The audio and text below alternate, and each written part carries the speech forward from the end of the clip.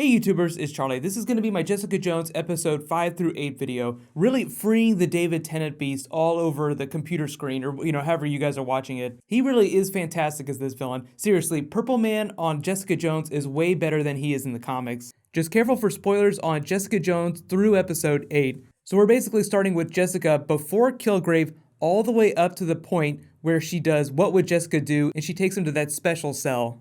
Favorite moments from this block of episodes were the hot dog saved me, like Jessica dressed in the hot dog costume before Kilgrave saving the little girl who walked into the middle of the street. Kilgrave in the police station when the phone rings and he loses his shit. The next person whose phone rings has to eat it. And I think the most effed up moment is when Hope finds out that she's pregnant with Kilgrave's baby, tries to induce an abortion by having the other prisoners beat her. Then they one up themselves when Jaren Hogarth takes the fetus to try and experiment on it secretly. Moment of fetus snatching, probably the most effed up thing that's happened in the series so far. That's really what the series vacillates between. Kind of funny tongue-in-cheek effed up moments and like really oh my god, holy shit effed up moments. There are a couple moments in this block of episodes where the plot drags just a little bit, like the energy really goes crazy in episode 5. We get some Captain America Avengers Easter eggs, that she's like, why don't you go after the big green guy, or the flag wearer, like you see the little kid running in the Captain America costume. The woman here you might recognize from Friends, she kind of goes after Jessica for being superpowered, people blaming a lot of the collateral damage from the Avengers battle with the Chitauri on anybody with powers. Jessica's like, that wasn't me, man. Go after the big green guy and his squad. So you probably recognize that a big thing with the series is showing how people deal with their trauma, for better or for worse. The idea is that Jessica, the lead of the show, has a really shitty relationship with herself, and one of the beasts, quote unquote, that she has to slay by the end of the series, including Kilgrave, he's like a physical beast that she has to slay, is that she has to slay a lot of her mental demons. Her family dying when she was a teenager, not her fault. All the people around her dying when Kilgrave is there, not her fault. Kilgrave abducting her the first time when she tried to be a hero, not her fault. So that's actually a bigger demon for her to slay, I think, than Kilgrave himself. Like, there is some big stuff that happens after episode 9 that I'll have to save for another video, but she starts jumping over these big mental hurdles, like slaying some of these demons. But the big arcs early on are, 1, trying to get Kilgrave the first time, her first attempt to take him down. She doesn't try to get Luke Cage's help, they have trouble working as a team, and it goes terribly. Then there's the Luke Cage arc with him finding out about how his wife died and splitting with Jessica, like her blaming herself from that. Don't you wonder if he was actually going to kill that MTA guard before she came clean? She's like, he didn't do it, I killed your wife. But as effed up as she treats herself, Kilgrave always finds a way to one-up her and be like the most messed up person on the show. He buys her childhood house and then goes through it meticulously, making it look exactly like it did when she lived there.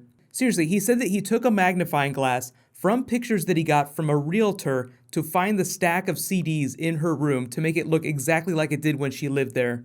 But actually, when she is at her childhood home living with Kilgrave, like that whole sequence, one of the most fun moments is her trying to get Kilgrave to use his powers for good.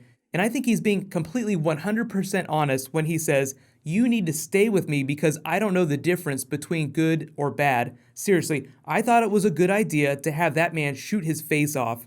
She kind of realizes that he's not lying. She's like, shit. So she has to ponder the question of whether or not she can use his powers for good. Is it worth it having to live with him and sacrifice the rest of her life? Just to circle back around for some of the biggest comic book Easter eggs. So there is like a Heroes for Hire moment when she and Luke Cage team up. Then we see the Jewel costume from the comics. That's her actual comic book superhero costume from when she almost became part of the Avengers. Calling out some big flaws in superhero costumes nowadays. They'd have to call me Camel Toe if I wore that. Whenever a female actress has to wear a swimsuit or anything that's really revealing, usually the easy fix for camel toe is gaffer tape. As crazy as that sounds, that's an old Hollywood trick. People actually do that. But they did change some things about how Jessica ran afoul of the Purple Man the first time. Like, she saves her future roommate on the street who's being mugged, and Kilgrave walks up and is like, oh my god, look at you, you're fantastic. So what happened in the comics is that Jessica Jones intervened at a restaurant altercation, and it just happened to be the Purple Man. So it was a similar type of encounter in the comics, but it happened inside a restaurant, and it was not her future roommate that she was trying to help. The interesting thing about her breaking free, so like on the TV show, it kind of shows that she slowly develops an immunity to the virus that he emits, but in the comics, she only broke free when the Avengers helped her. What happened is Kilgrave sent her to kill Daredevil, but she ran into Scarlet Witch, mistook her for Daredevil, tried to kill her, but the Avengers teamed up and beat the crap out of her, and then saw what was going on and tried to help her.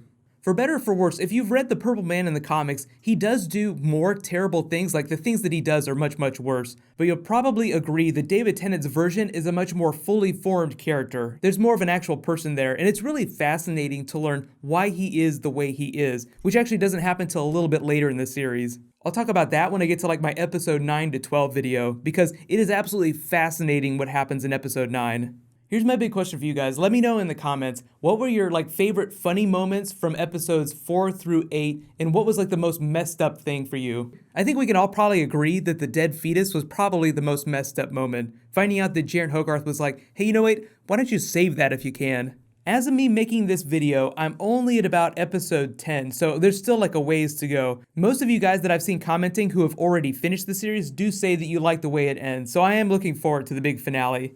If you guys have finished the series and you have big questions or comments about stuff that happens after episode 8, just please use spoiler tags in the comments. What's going to happen later tonight is there's a new episode of Doctor Who, episode 10. A whole bunch of WTF stuff happens, so I'll be posting a video for that in a couple hours. My next Jessica Jones episode video might not post till Monday, just because there's a whole bunch of stuff happening on Sunday. We have Game of Thrones, Walking Dead.